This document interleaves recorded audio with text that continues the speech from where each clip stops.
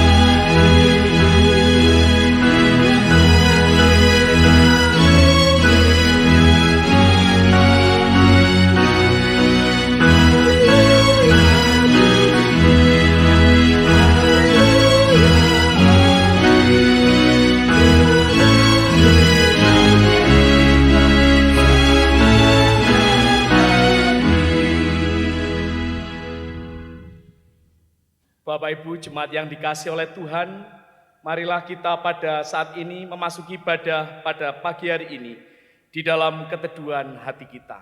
Mari kita bersatu hati dalam saat yang teduh. Ibadah Minggu pada saat ini di dalam kami menghayati Minggu Paskah yang kedua. Kami lakukan di dalam nama Tuhan Allah Bapa, Sang Pencipta kehidupan, yang penuh kasih karunia dan rahmat, Tuhan yang tak pernah berhenti mengharmonisasi kehidupan dengan cinta kasih-Nya yang kekal selamanya. Salam damai dari Tuhan Allah Bapa dan Tuhan Yesus Kristus membawa damai sejahtera bagi saudara. Amin. Jemaat dipersilahkan duduk. Bapak Ibu Saudara yang terkasih di dalam Tuhan, ibadah pagi hari ini kita bersama menghayati tema ibadah kita dengan tema GKJW Bangkit Bersama Kristus, Mewujudkan Perdamaian dan Keadilan Sosial. Dan tema khotbah kita saat ini adalah merasakan dan mengalami kehadiran Tuhan di dalam hidup. Mari kita bersama menghayati ibadah kita hari ini dengan dasar tema yang boleh kita hayati bersama. Hai bangkit bagi Yesus, kita respon tema saat ini.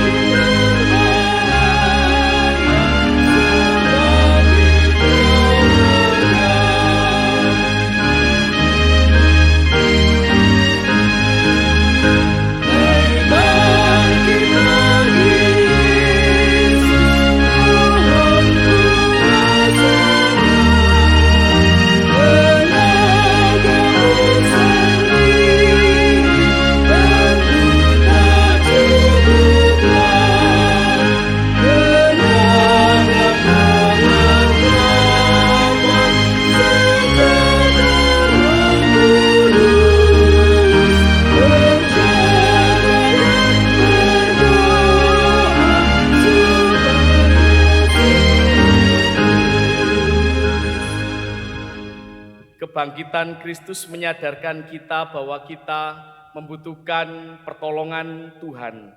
Oleh karena itu maka Bapak, Ibu, dan Saudara, kita bersama dipanggil untuk menghayati kebenaran firman-Nya. Seperti yang ditulis di Matius pasal yang kelima, ayat 23-24. Sebab itu jika engkau mempersembahkan persembahanmu di atas mezbah, dan kau teringat akan sesuatu yang ada dalam hati saudaramu terhadap engkau, tinggalkanlah persembahanmu di depan mezbah itu, dan pergilah berdamai dahulu dengan saudaramu. Lalu kembali untuk mempersembahkan persembahanmu itu. Amin. Bapak, Ibu, dan Saudara, kita menyadari seringkali di dalam kita menghayati perjumpaan kita dengan Tuhan, seringkali kita masih menyimpan rasa dendam maupun sakit hati kita. Oleh karena itu maka mari Bapak, Ibu, dan Saudara, kita mohon pengampunan dari Tuhan. Mari kita berdoa.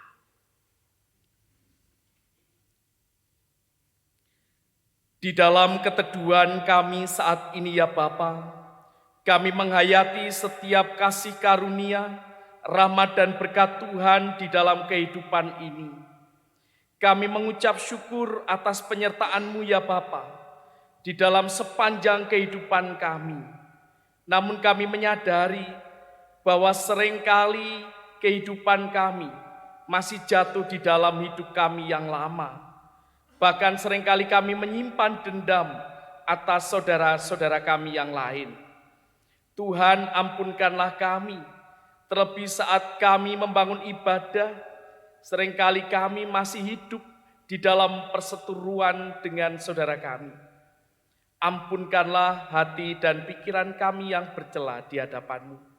Saat ini kami serahkan seluruh ketidakberdayaan diri kami ke dalam tangan kasih-Mu. Dan biarlah Tuhan mentahirkan hidup kami di dalam hidup yang baru, yang semakin seturut dengan kehendak Tuhan. Bapa, di dalam keheningan hati kami saat ini, kami mau berserah. Di dalam nama Tuhan Yesus, doa pengakuan kami saat ini, hanya kami serahkan di dalam nama Tuhan Yesus Kristus. Amin. Bapak, Ibu, Saudara, saat kita mengakui segala dosa dan kelemahan kita di hadapan Tuhan, Tuhan tidak meninggalkan kita sendiri. Mari kita menerima kasih dan berita anugerah-Nya. Jemaat diundang untuk bangkit berdiri.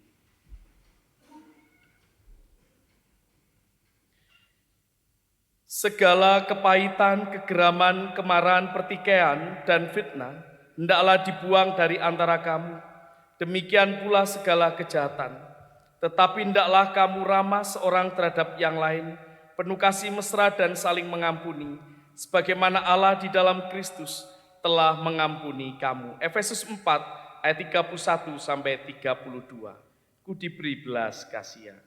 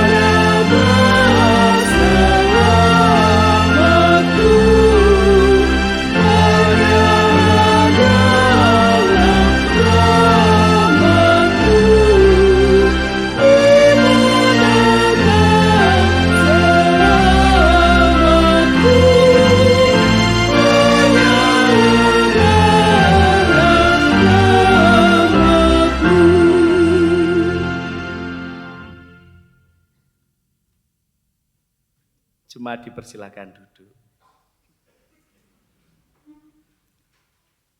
Umat kekasih Tuhan, saatnya kita akan menerima firman Tuhan. Sebelum kita menerima firman Tuhan, marilah kita mempersiapkan hati, pikiran kita. Kita mohon hikmat dan terang dari Tuhan dengan kita berdoa. Mari kita berdoa. Ya Allah, Bapa yang Maha Kasih, Bapa yang kami puji, kami sembah di dalam Tuhan kami Yesus Kristus. Sungguh kami mengucap syukur dan terima kasih atas berkat karunia dan kasih Tuhan di dalam kehidupan kami.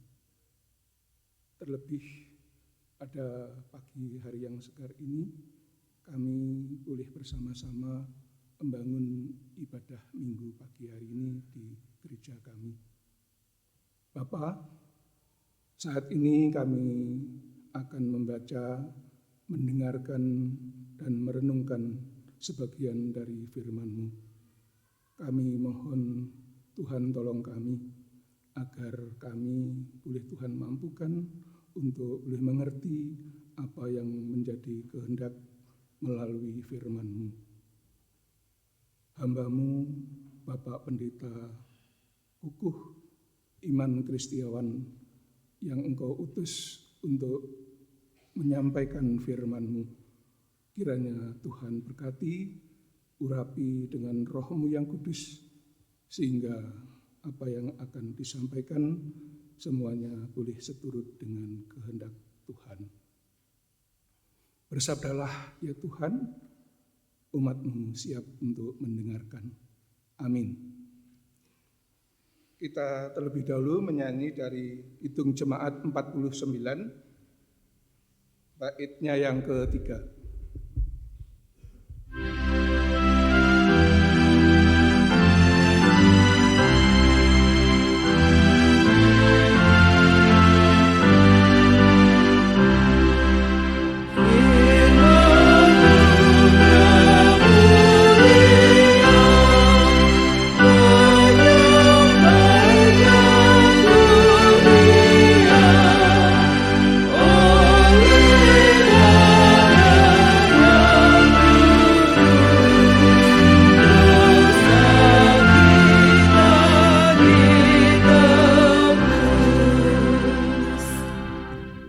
Bacaan 1 dari Kisah Para Rasul 4 ayat 32 sampai ayat 35. Kisah Para Rasul 4 ayat 32 sampai 35. Yang demikian firman-Nya. Cara hidup jemaat. Adapun kumpulan orang yang telah percaya itu, mereka sehati dan sejiwa. Dan tidak seorang pun yang berkata bahwa sesuatu dari kepunyaannya adalah miliknya sendiri, tetapi segala sesuatu adalah kepunyaan mereka bersama. Dan dengan kuasa yang besar, rasul-rasul memberi kesaksian tentang kebangkitan Tuhan Yesus, dan mereka semua hidup dalam kasih karunia yang melimpah-limpah. Sebab tidak ada seorang pun yang berkekurangan di antara mereka, karena semua orang yang mempunyai tanah atau rumah menjual kepunyaannya itu, dan hasil penjualan itu mereka bawa dan mereka letakkan di depan kaki rasul-rasul. Lalu dibagi-bagikan kepada setiap orang sesuai dengan keperluannya. Demikian firman Tuhan.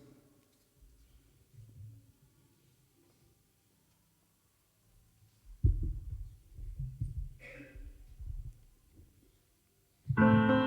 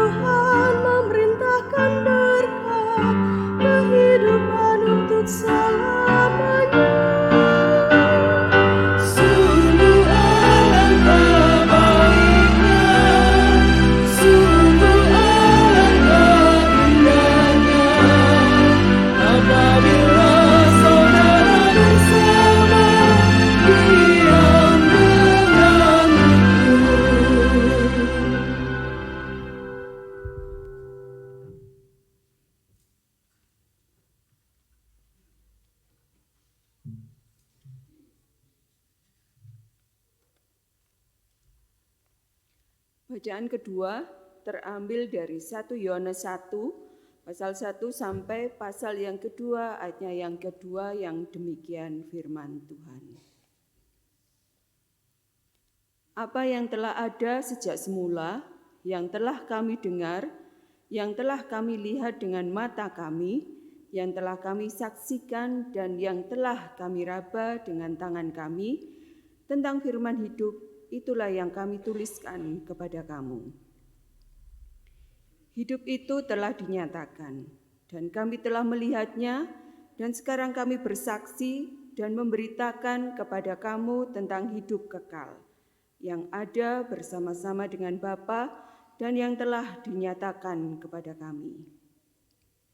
Apa yang telah kami lihat dan yang telah kami dengar itu, kami beritakan kepada kamu juga, supaya kamu pun beroleh persekutuan dengan kami. Dan persekutuan kami adalah persekutuan dengan Bapa dan dengan Anaknya, Yesus Kristus. Dan semuanya ini kami tuliskan kepada kamu, supaya sukacita kami menjadi sempurna.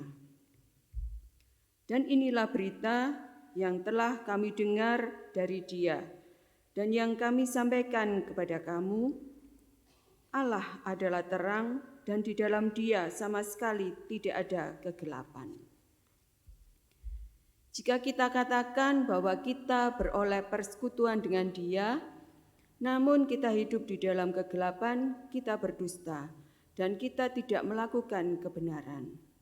Tetapi jika kita hidup di dalam terang, sama seperti Dia ada di dalam terang, maka kita beroleh persekutuan seorang dengan yang lain. Dan darah Yesus anaknya itu menyucikan kita daripada segala dosa. Jika kita berkata bahwa kita tidak berdosa, maka kita menipu diri kita sendiri, dan kebenaran tidak ada di dalam kita. Jika kita mengaku dosa itu, maka Ia adalah setia dan adil, sehingga Ia akan mengampuni segala dosa kita dan menyucikan kita dari segala kejahatan. Jika kita berkata bahwa kita tidak ada berbuat dosa, maka kita membuat Dia menjadi pendusta, dan firman-Nya tidak ada di dalam kita. Anak-anakku, hal ini kutuliskan kepada kamu, supaya kamu jangan berbuat dosa. Namun jika seorang berbuat dosa, kita mempunyai seorang pengantara pada Bapa, yaitu Yesus Kristus yang adil. Dan Ia adalah pendamaian untuk segala dosa kita, dan bukan untuk dosa kita saja, tetapi juga untuk dosa seluruh dunia.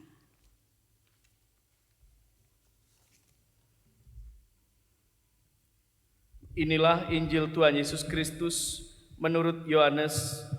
Inilah permulaan Injil Kristus.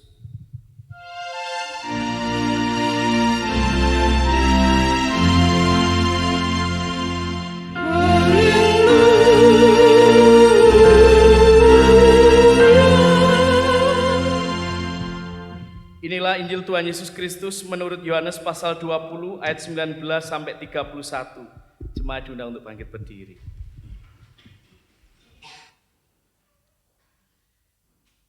Demikianlah firman Tuhan menurut TBLAI 2. Ketika hari sudah malam pada hari pertama minggu itu dan murid-murid berada di suatu tempat dengan pintu-pintu terkunci karena mereka takut kepada para pemuka Yahudi.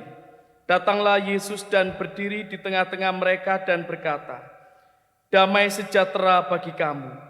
Sesudah berkata demikian, Ia memperlihatkan tangan dan lambungnya kepada mereka. Murid-murid itu bersukacita ketika mereka melihat Tuhan.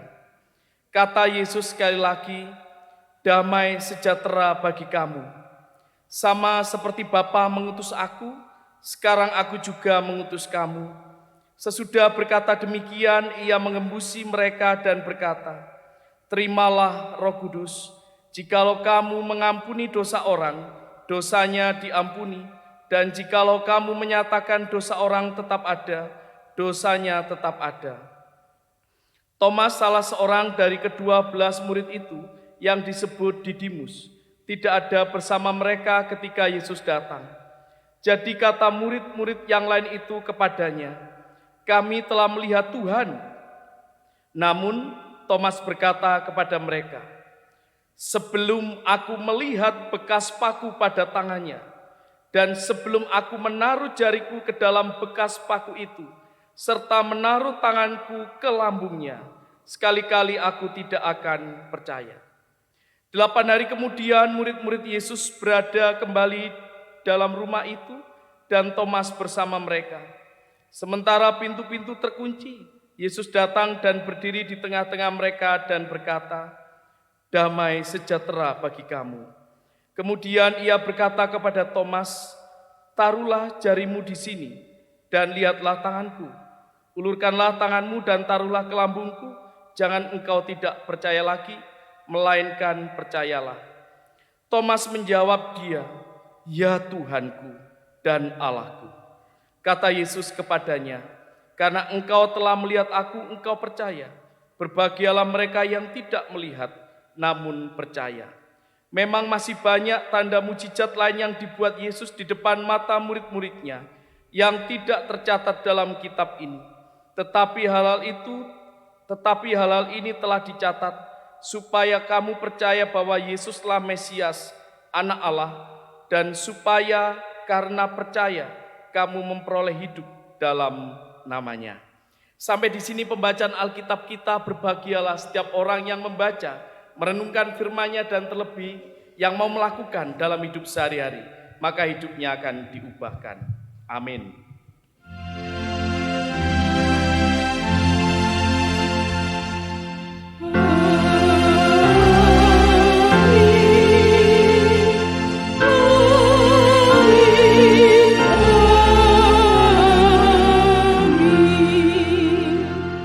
Dipersilakan duduk. Selamat pagi Bapak Ibu dan Saudara. Selamat Paskah. Selamat Paskah. Karena hari ini masih Minggu Paskah yang kedua. Dan dalam rangka tukar pelayanan MD hari ini, salam dari anaknya GKJW Jemaat Kedung Kandang adalah anak dari GKJW Malang. Jadi salam anak ke mboknya. Begitu. Salam. Dan saya mengucap syukur hari ini saya juga didampingi oleh Pak Pendeta Emeritus Iman Santoso dan Ibu redek loh. Bapak Ibu dan Saudara yang terkasih di dalam Tuhan, teks bacaan kita ini sudah sering kita dengarkan, bahkan ceritanya tentang Thomas itu sudah tidak asing. Tapi Bapak Ibu dan Saudara, seperti tema hari ini, merasakan dan mengalami kehadiran Tuhan dalam hidup, tentu tidak berhenti sampai di situ. Tetapi apa selanjutnya setelah kita merasakan dan mengalami kehadiran Tuhan itu? Saya ingin berbagi foto, bukan foto saya, tetapi seorang yang cukup terkenal. Ya, mungkin Bapak Ibu pernah lihat ini di web atau di Google. Ya, dia adalah seorang yang bernama Sadhu Sundar Singh. Sadhu Sundar Singh ini lahir 3 September tahun 1885. Dan disitulah, dia bukan lahir tahun itu, tetapi di tahun itulah dia mengalami perjumpaan dengan Tuhan Yesus. Bapak Ibu dan Saudara, Sadhu Sundar Singh ini seorang Singh, dan keluarganya adalah keluarga yang taat, Hindu yang saleh di dalam hidupnya. Kegundahan hati Sundar Singh ini Bapak Ibu dan Saudara, yaitu pasca ibunya meninggal. Saat ibunya meninggal, dia gundah di dalam hatinya, lalu dia membakar Alkitab. Dia membakar Alkitab, dia membenci orang Kristen. Dan bahkan Sundar Singh ini akan menabrakkan dirinya ke kereta api untuk mendapat kedamaian. Dan itu dilakukan. Lalu apa yang terjadi? Bapak Ibu dan Saudara, disitulah lalu dia mengalami perjumpaan dengan Tuhan Yesus. Yesus menjumpainya dengan sinar dan tangan berlubang sehingga dia selamat dari kematian. Lalu titik baliknya apa Bapak Ibu dan Saudara? Nggih, mungkin sampun cekap. Titik baliknya adalah hidup Sandu ini 16 tahun. Dia dibaptis dan mendapat tentangan dari keluarganya. Tidak mudah. Saat dia ingin dibaptis dan menjadi Kristen, dia mendapat tentangan dari keluarganya dan dia mengalami banyak hal yang tidak menyenangkan. Lalu apa yang terjadi? Dia akhirnya malah menjadi seorang misionaris India. Bapak, Ibu, dan Saudara, pertanyaannya sederhana. Lalu apa yang kita lakukan setelah merasakan dan mengalami kehadiran Tuhan di dalam hidup? Seperti Sundar Singh tadi, saat dia mengalami perjumpaan pribadinya dengan Tuhan, lalu dia memutuskan, saya benar-benar ingin mengikut Tuhan.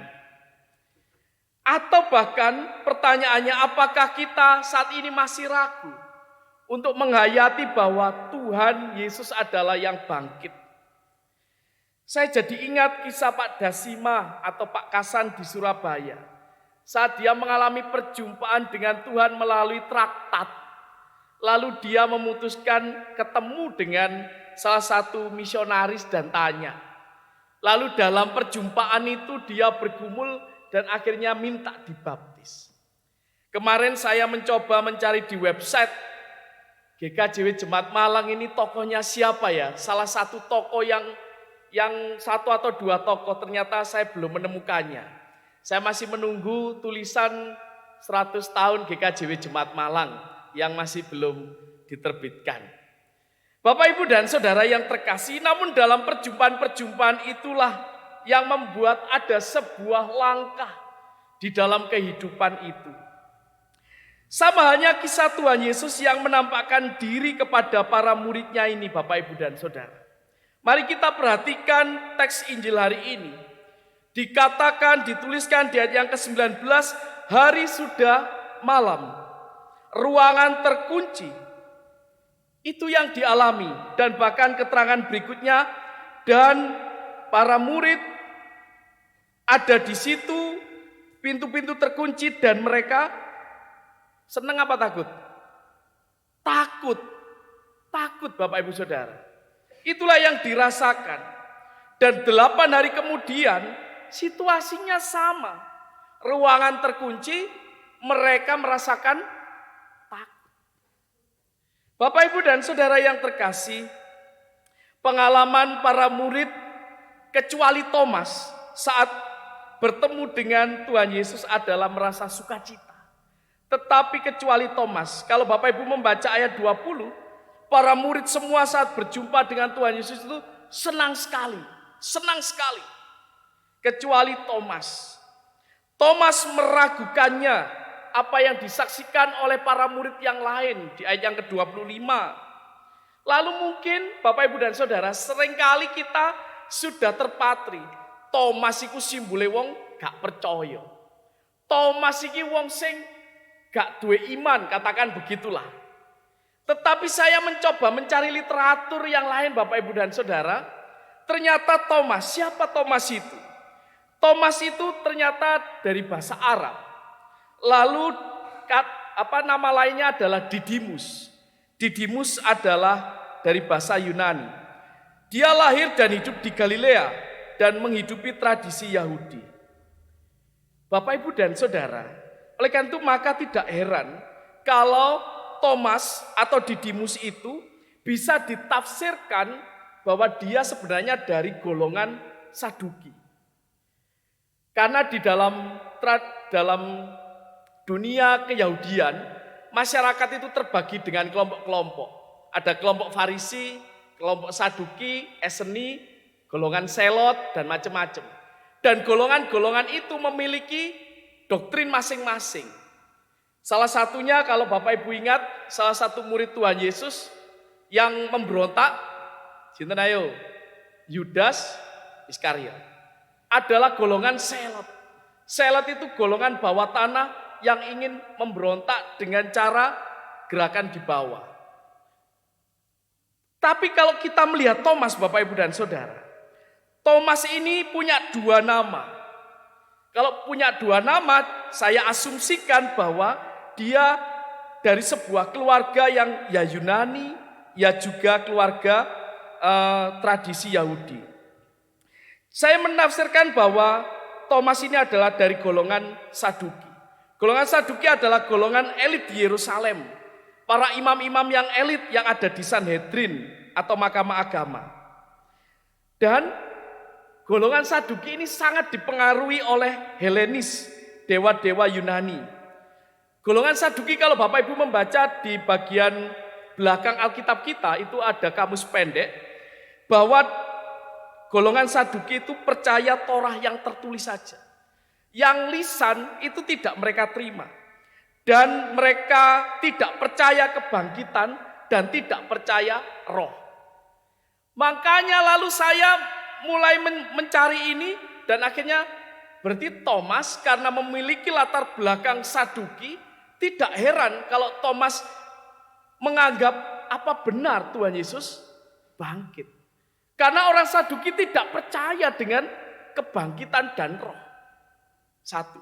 Yang kedua, tentang kubur kosong. Bapak Ibu pirsa gambaran kubur yang kosong kemarin wonten kuburan mboten teng mriki. Mboten enten nggih. Kubur kosong Tuhan Yesus itu biasanya digambarkan dengan pintunya itu dari batu apa? Batu kotak apa batu? Iya, batu bunder. Batu bunder itu mencari referensinya tidak mudah ternyata. Saya mendapatkan referensi batu itu kekuatannya apa bobotnya itu 1 sampai 1,5 ton. 1 sampai 1,5 ton sehingga untuk menggulingkannya ini yang kemarin dalam khotbah Paskah saya sampaikan, untuk menggulingkannya kalau tentara itu harus 16 orang. Kalau orang-orang biasa seperti saya, Pak Nowo gitu 20 orang. 20 orang. Sehingga kalau kemarin cerita Paskah kemarin tidak heran para murid perempuan berkata, lalu siapa yang akan membantu kita untuk menggulingkan batu? Kan begitu. Bapak Ibu dan Saudara yang terkasih di dalam Tuhan. Kalau melihat dari ini maka sebenarnya Thomas adalah orang yang kritis. Dia tulus, dia bertanya, apa benar Tuhan itu yang ada di antara kalian? Thomas tulus, dia bertanya, bahkan dia kritis dan logis. Kalau kita melihat perjalanannya Thomas mengikut Tuhan Yesus, Thomas adalah salah satu rasul yang setia, patuh kepada iman dan Injil. Bapak Ibu dan Saudara yang terkasih, tetapi Thomas tidak berhenti sampai bertanya, tetapi Thomas mengalami titik balik di ayat yang ke-28. Mata batin Thomas terbuka saat melihat Yesus, yaitu sama dengan melihat Allah. Nanti kalau Bapak Ibu membaca di Yohanes 8 ayat 19, Yohanes 14 ayat 7, ayat 9 sampai 11. Di situ ditunjukkan bagaimana bagaimana Tuhan Yesus adalah Allah itu sendiri. Bapak Ibu dan Saudara, lalu pertanyaannya apa benar Tuhan Yesus bangkit? Thomas adalah representasi dari para murid dan manusia modern kita saat ini. Karena manusia modern sekarang semua di-googling. Semua ingin menunjukkan bahwa benar adanya. Kalau pamit, maaf saya tidak bisa ikut rapat panitia, sedang ada yang sakit. Maka bawahnya ada tulisannya, mana gambarnya, kan gitu.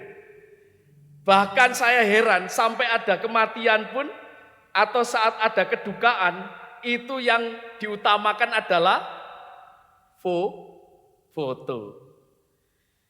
Saat kita mengunjungi orang sakit, semoga lekas sembuh ya, boleh foto dulu. Nah, itu menunjukkan bahwa kita ini kan sudah pada umumnya dengan yaitu. Dan ini juga menjadi tantangan kita Bapak Ibu dan Saudara di tengah manusia modern kita. Saat ini bagaimana mengalami dan merasakan kehadiran Tuhan. Anak-anak kita saat ini pun begitu kritis. Ada salah satu seorang anak yang memiliki kelebihan itu, lalu dia berkata, saya itu bisa melihat yang tidak kelihatan itu, tetapi saya kok tidak bisa melihat Tuhan ya. Sebuah pertanyaan anak-anak sekarang, apa namanya, indigo. Nah, indigo. Dia bertanya kepada orang tuanya, lalu orang tuanya, Pak Pendeta tolong supaya dijelaskan. Dia bertanya sampai pada titik itu. Dan anak-anak kita sekarang begitu kritis. Bapak, Ibu, dan Saudara yang terkasih di dalam Tuhan, apa benar Tuhan Yesus bangkit? Lalu untuk menjadi saksinya, lalu bagaimana kita mensaksikan kebenarannya itu? Diperlukan jawaban tentang keraguan, tentang kebangkitan Tuhan Yesus. Bapak, Ibu, dan Saudara merasakan dan mengalami kehadiran Tuhan. Di dalam hidup, fenomena tentang kebangkitan Yesus itu selalu seksi. Tentang kebangkitan Tuhan Yesus itu selalu menarik untuk diulas. Setiap tahun selalu saja ada hal yang ingin ditunjukkan tentang, ramai dibicarakan tentang apa benar toh Tuhan Yesus itu bangkit. Bahkan di era milenial ini, saya ingin menunjukkan beberapa klip Bapak, Ibu, dan Saudara. Di majalah Bahana, saya tidak mempromosikan majalah Bahana, tetapi Bahana sempat mengulas tentang beberapa teks-teks apokrif atau teks-teks di luar Alkitab yang mendiskreditkan Tuhan Yesus, atau biasa disebut dengan Yesus media, Yesus disalibkan oleh media. Saya ingin menunjukkan beberapa buku-buku itu Bapak, Ibu, dan Saudara. Bisa minta tolong, Mas?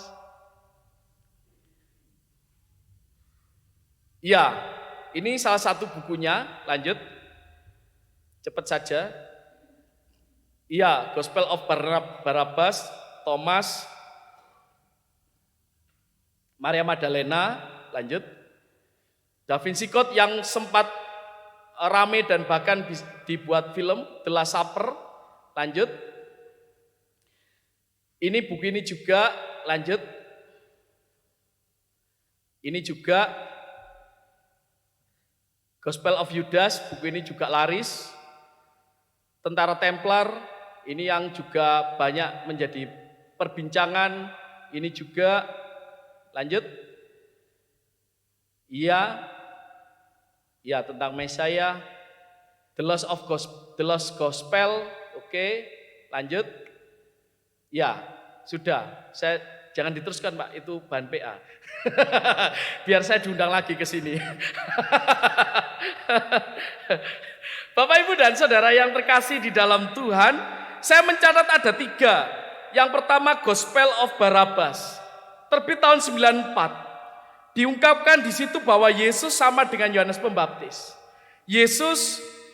Dituliskan Yesus bukanlah Mesias. Yesus tidak disalib tetapi Yudas yang disalib. Lalu tadi buku The Da Vinci Code yang juga ada filmnya, populer di tahun 2003. Buku itu menjelaskan tentang Yesus bukanlah Tuhan. Yesus menikah dengan Maria Magdalena. Lalu yang ketiga adalah The Gospel of Judas, populer tahun 2006. Dituliskan di situ Yesus mati untuk membebaskan tubuh fisiknya supaya masuk dalam dunia roh dan lain sebagainya. Bapak, Ibu, dan Saudara, banyaknya buku-buku yang meragukan kebangkitan Tuhan Yesus itu. Maka bagaimanakah jawaban atas keraguan tentang kebangkitan itu? Tidak lain dan tidak bukan adalah bagaimana kita harus memiliki perjumpaan secara pribadi dengan Kristus. Kalau kita mengingat yang di awal, kisah tentang Sundar Singh tadi. Dia benar-benar ragu dan bahkan membenci tentang Kristen. Tetapi perjumpaan secara pribadi dengan Tuhan itulah yang memampukan dia yang akhirnya memilih mengikut Yesus dan bahkan menjadi seorang misionaris. Bapak, Ibu, dan Saudara, maka pesannya kepada kita hari ini adalah mari kita terus mengandalkan Tuhan, bukan mengandalkan diri kita sendiri seperti ayat yang ke-29. Kata Yesus kepadanya, karena engkau telah melihat aku, engkau percaya. Berbahagialah mereka yang tidak melihat namun percaya. Saat kita mengandalkan Tuhan di dalam hidup ada 2 hal, yaitu perjumpaan yang harusnya mengubahkan kehidupan kita. Yang pertama adalah hidup orang Kristen harus menjadi saksi nyata atas kebangkitan Tuhan Yesus melalui sikap dan laku hidup kita. melalui sikap dan laku hidup kita, bukan hanya status. Kalau status Kristen itu banyak, status Kristen itu di KTP, di garis keturunan, itu status kita. Sehingga kita tidak heran kesaksian yang telah lama dibaca oleh banyak orang. Seorang yang begitu tertarik dengan kekristenan, tetapi dia tidak bisa masuk gereja. Sampai pada akhirnya dia berkata, Tuhan Yesus memberikan teladan kebaikan. Tetapi para pengikutnya yang menjauhkan Tuhan Yesus kepada banyak orang. Iya, seorang Gandhi. Gandhi begitu memfavoritkan Tuhan Yesus. Tetapi pengalaman hidup Gandhi saat berjumpa dengan orang Kristen itulah yang membuat dia akhirnya tidak mau menjadi Kristen. Bapak, Ibu, dan Saudara, saat kita merasakan dan mengalami kehadiran Tuhan, hendaknya itu senantiasa memberi kemerdekaan kepada kita sehingga kehidupan kita tidak dikuasai oleh sifat egosentris, ketakutan, kecemasan, kekhawatiran, dan seterusnya. Mari kita lihat apa yang diungkapkan dalam Kisah Para Rasul 4 ayat 32. Kumpulan orang yang telah percaya itu sehati sejiwa dan tidak seorang pun berkata bahwa sesuatu dari kepunyaannya adalah miliknya sendiri. Tetapi segala sesuatu adalah kepunyaan mereka bersama. Semua menjadi milik bersama dalam kesatuan hati. Oleh karena itu Bapak, Ibu, dan Saudara yang terkasih, tidak ada lagi egosentris, ketakutan, kecemasan, kekhawatiran, dan seterusnya. Ada kebersamaan di sana. Oleh karena itu Bapak, Ibu, dan Saudara, hal yang sederhana adalah bagaimana saat kita ada di gereja ini dengan penuh sukacita, lalu bagaimanakah kita keluar dari gereja? Apakah semangat itu terus kita bawa? Saat kita keluar dari gereja, bagaimana kita, hal yang sederhana, keluar dari gereja, kita mengeluarkan kendaraan kita, antri. Sederhana. Tetapi bukankah seringkali itu yang kita lupakan saat kita keluar dari gereja, wis pokoknya aku dhisik, embo sing liyane. Nggih napa nggih? Nggih. Kita lupa bahwa tadi di gereja kita belajar sesuatu hal yang menarik, yaitu supaya kita tidak egosentris. Kita tidak lagi takut, kecemasan, kekhawatiran, karena jemaat mula-mula hidup dalam kebersamaannya. Bapak, Ibu, dan Saudara, kebangkitan Yesus hendaknya membawa kita bangkit dari kegagalan, keterpurukan, dan keputusasaan. Itu yang pertama. Lalu yang kedua adalah kebangkitan Yesus hendaknya membangun persekutuan dengan kasih dan pengampunan. Realitasnya Bapak, Ibu, dan Saudara, seringkali di dalam kehidupan kita masih banyak kebencian, masih banyak dendam, masih banyak kepahitan dalam hidup. Loh Pak, mosok seperti itu? Di gereja mosok ada begitu? Masih ada.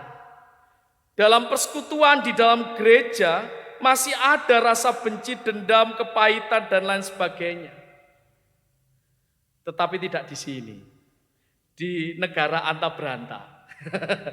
Kepanitiaan, kecewa, kepanitiaan, pendapat tidak didengarkan, wes mutung, kepahitan. Kalau ibadah lihat jadwal, sesuk dek tugas apa gak. Lek misalkan pas podo isuke, aku tak nyelentung ae, gak usah salaman. Sing dadi koordinator imame wong iku. Misalkan, tapi mboten teng mriki mboten. Teng mriko. Bapak, Ibu, dan Saudara yang terkasih dalam Tuhan, kita diingatkan melalui 1 Yohanes 1 ayat yang ke-6 Bapak, Ibu, dan Saudara. Dikatakan demikian, jika kita katakan bahwa kita mempunyai persekutuan dengan Dia, tetapi kita hidup dalam kegelapan, kita berdusta dan tidak melakukan kebenaran. Kita berdusta kalau kita berkata bahwa aku ini hidup di dalam Tuhan, tetapi hidupnya masih di dalam dosa, masih menyimpan yang namanya dendam, kepahitan, kebencian, dan seterusnya. Mari Bapak, Ibu, dan Saudara, kita hadirkan damai sejahtera seperti yang Tuhan Yesus hadirkan. Ayat 19, 21 dan 26. Tuhan menghadirkan damai sejahtera. Salam. Tuhan Yesus menyampaikan salam damai sejahtera bagimu. Berapa kali? 3 kali Bapak Ibu dan Saudara. Supaya mereka benar-benar yakin damai sejahtera itu ada. Bapak Ibu dan Saudara, kalau kita hadir di dalam keluarga, hadir di dalam persekutuan, lalu kita mengungkapkan Shalom Bapak Ibu dan Saudara, Bapak Ibu menyampaikan dengan kata Shalom. Tadi Pak Nowo pertama kali menyapa penjenengan Shalom. Bapak Ibu menyapa dengan balasan Shalom, damai sejahtera untuk keluarga, pekerjaan, kehidupan, anak, saudara, karir. Bapak Ibu dan Saudara, tetapi apa maknanya saat kita membalas salam itu? Dalam hatinya, Pak Nowo yo, biyen tau menyakiti aku yo, ben deloken. Mboten Pak, niku namung guyon. Mboten enten teng mriki. Bapak Ibu dan Saudara yang terkasih, mari kita hadirkan damai sejahtera kepada siapapun. Baik yang lemah, baik yang sakit, baik yang terpinggirkan. Di tengah persekutuan kita. Apa itu Pak? Siapa? Wong di sini itu semua mampu. Bukan itu Bapak Ibu Saudara. Yang terpinggirkan salah satunya adalah orang yang menderita HIV/AIDS. Orang yang hidup dalam LGBT. Apakah tidak ada? Belum tentu. Nyun sewu hanya berbagi. Tidak mengungkapkan identitas. Tetapi kenyataannya di jemaat kami ada. Apakah kita sadar bahwa di antara kita lalu ada anak kita yang kecenderungannya membuka situs-situs LGBT? Tidak tahu. Dan ternyata HIV/AIDS itu juga sudah ada. Bapak Ibu dan Saudara, tentu jemaat atau warga jemaat seperti ini patut kita rengkuh. Coba kalau kita tahu bahwa saudara kita ada di tengah-tengah kita. Bapak itu kena LGBT. Kena HIV/AIDS. Pertanyaannya, mau enggak salaman? Hanya Pak Dokter dan Bu Dokter yang mau salaman. Saya pernah diceritani oleh Pak Dokter Kamboji. Pak Dokter Kamboji itu pernah menampung sekian orang dengan HIV/AIDS. Dengan mendampingi mereka, mereka merasa ada teman. Dan itulah menghadirkan dan perjumpaan dengan Tuhan itu semakin nyata. Jadi Bapak Ibu dan Saudara, saya teringat lagu Ku kasihi kau dengan kasih Tuhan, ku kasihi kau dengan kasih Tuhan, ku lihat di wajahmu kemuliaan Raja, ku kasihi kau dengan kasih Tuhan. Pas saya ndredeg ada Pak Sinung di sini. Wah, pelatih nyanyi. Iki lagune iki, lek lagune ngerti. Suarane iki lho nandi ngono. Yen pangapunten. Bapak Ibu dan Saudara yang terkasih di dalam Tuhan, ya, nanti semakin panjang akan semakin bergeser ini bokong dari kursinya. Maka saya sadar diri, Bapak Ibu dan Saudara, maka mari kita menghayati bahwa Tuhan memang tidak tampak secara kasat mata, tetapi Tuhan ada dan dekat dalam hidup dengan sesama kita. Tuhan Yesus memberkati. Amin. Mari kita satukan hati dalam saat yang teduh dengan diiringi permainan organis.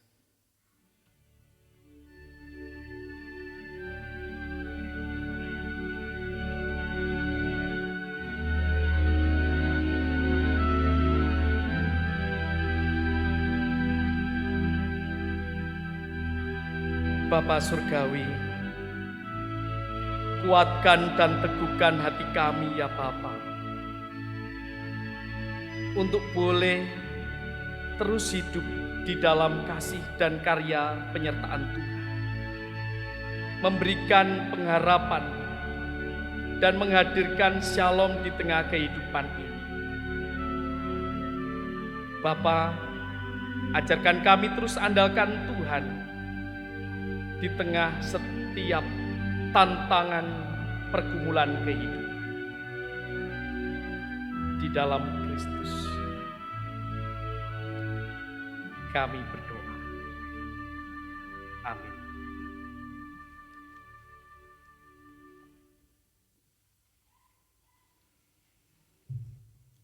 Jemaat kami undang untuk bangkit berdiri.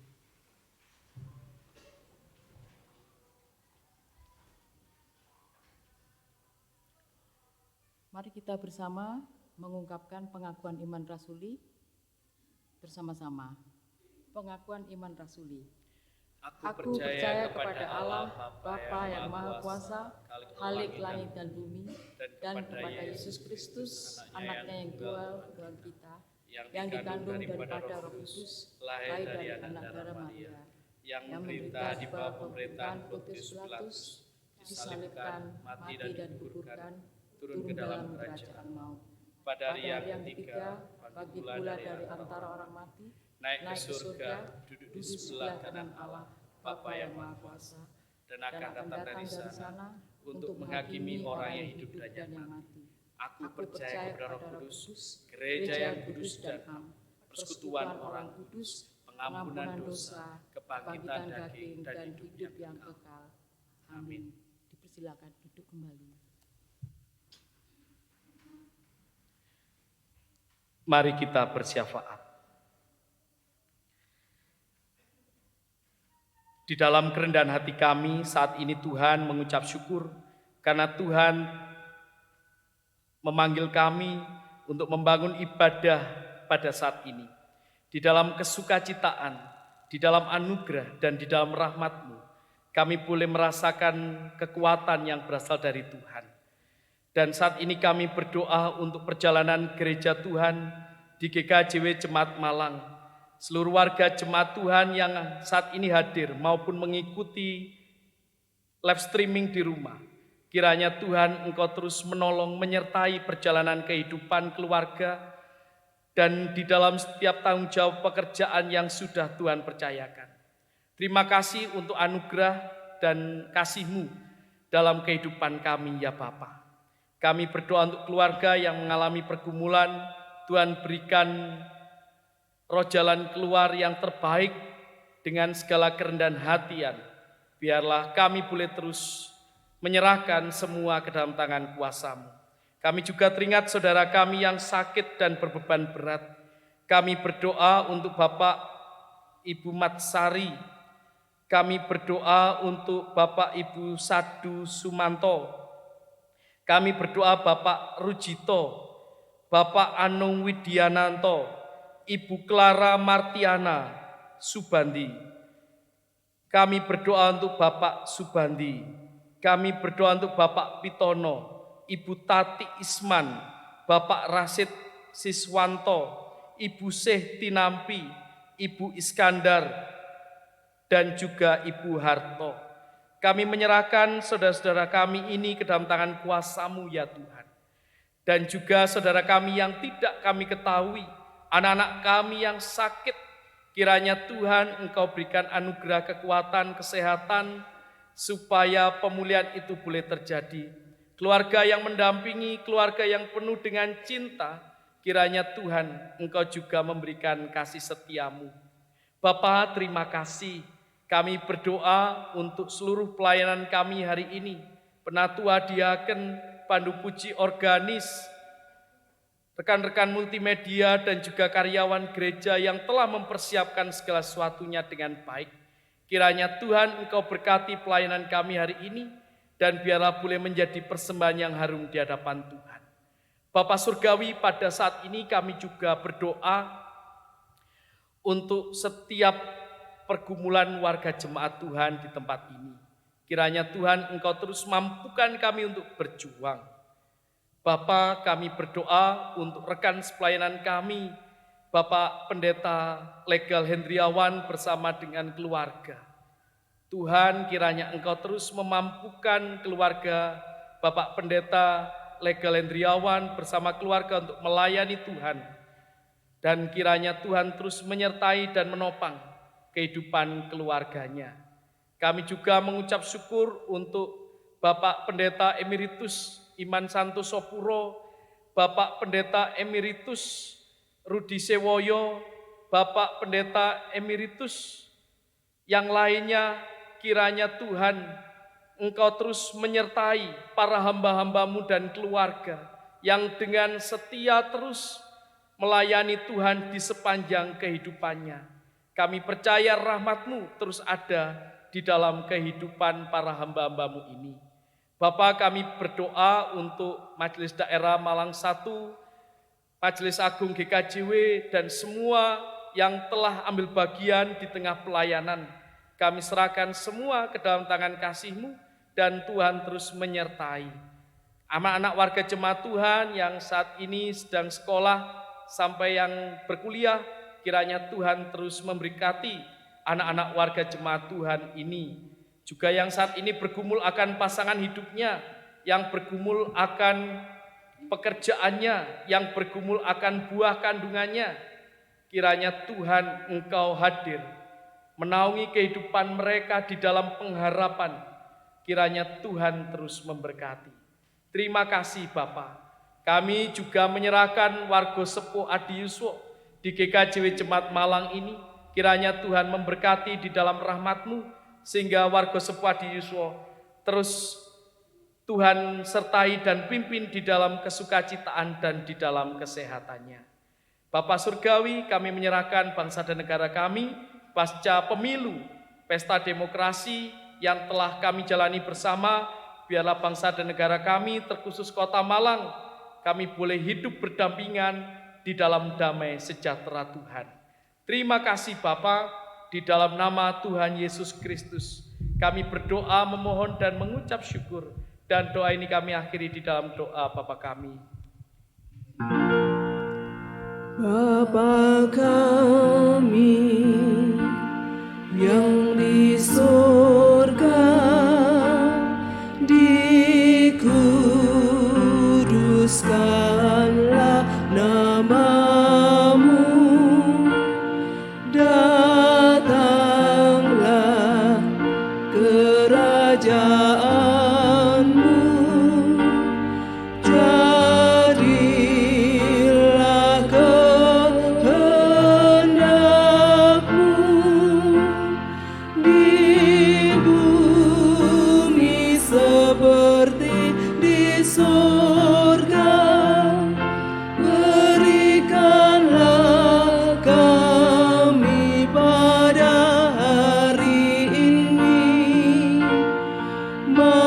makanan kami yang secukupnya, dan ampunilah kami akan kesalahan kami, seperti kami juga mengampuni orang yang bersalah kepada kami, dan janganlah membawa kami ke dalam pencobaan, tetapi lepaskanlah kami daripada yang jahat, karena Engkau-lah yang mempunyai kerajaan dan kuasa dan kemuliaan sampai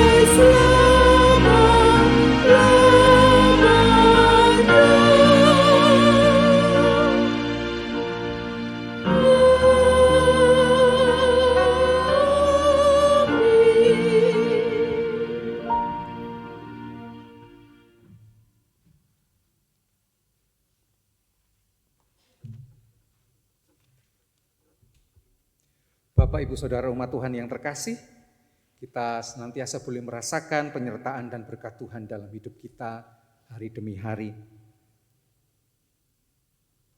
Kasih Tuhan nyata melalui karya keselamatan bagi kita, umat-Nya.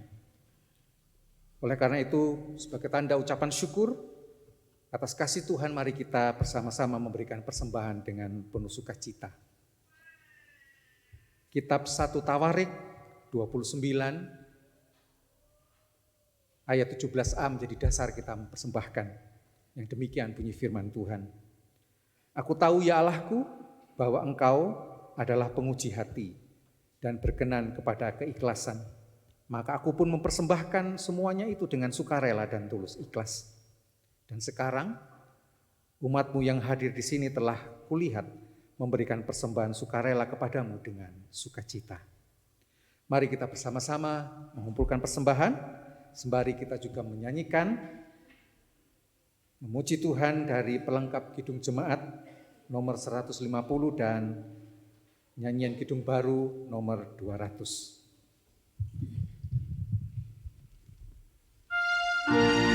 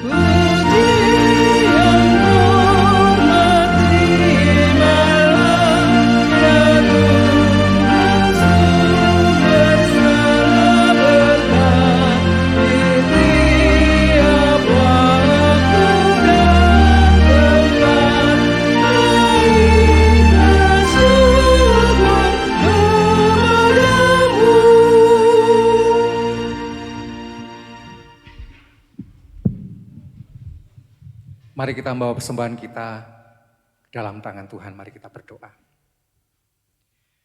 Bapa kami di dalam surga, kami sungguh mengucapkan syukur dan terima kasih kepadamu. Kami menghampiri Engkau Tuhan dengan rasa syukur dan persembahan kami.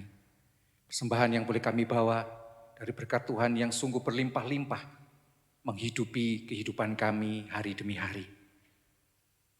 Kiranya Engkau Tuhan berkenan menerima dan menyucikan persembahan kami ini, sehingga persembahan ini boleh menjadi sarana untuk melayani jemaat-Mu di gereja kami ini dalam pelayanan cinta dan kasih-Nya. Jika sepanjang kami persembahkan terselip dosa dan kesalahan, kiranya Tuhan berkenan mengampuni kami. Terima kasih Tuhan, demi nama Tuhan Yesus kami berdoa dan bersyukur. Amin.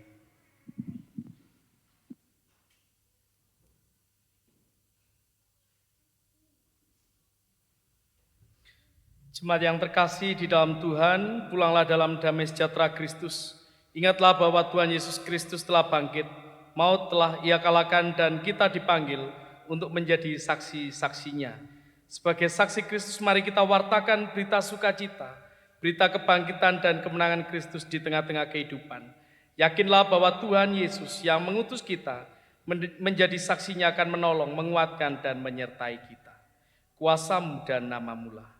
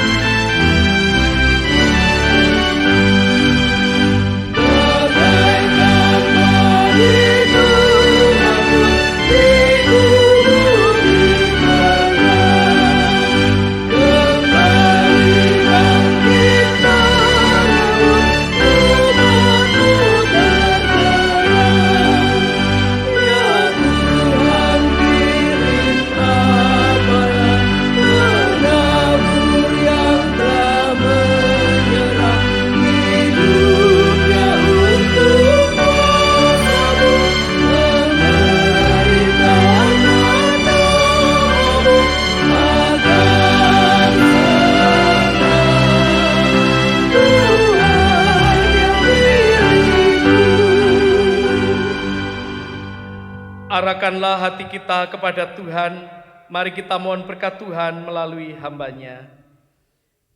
Bapa Surgawi, kami menyerahkan seluruh kehidupan kami ke dalam tangan kuasa-Mu, dan kiranya kasih-Mu yang terus menopang kehidupan kami di dalam segala kekuatan dan berkat yang berasal dari Tuhan.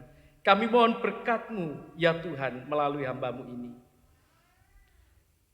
Kasih karunia dari Allah Bapa, Putra dan Roh Kudus, ketiganya yang esa, memberikan perlindungan, berkat anugerah, dan damai sejahtera kepada saudara-saudara saat ini sampai selama-lamanya. Amin.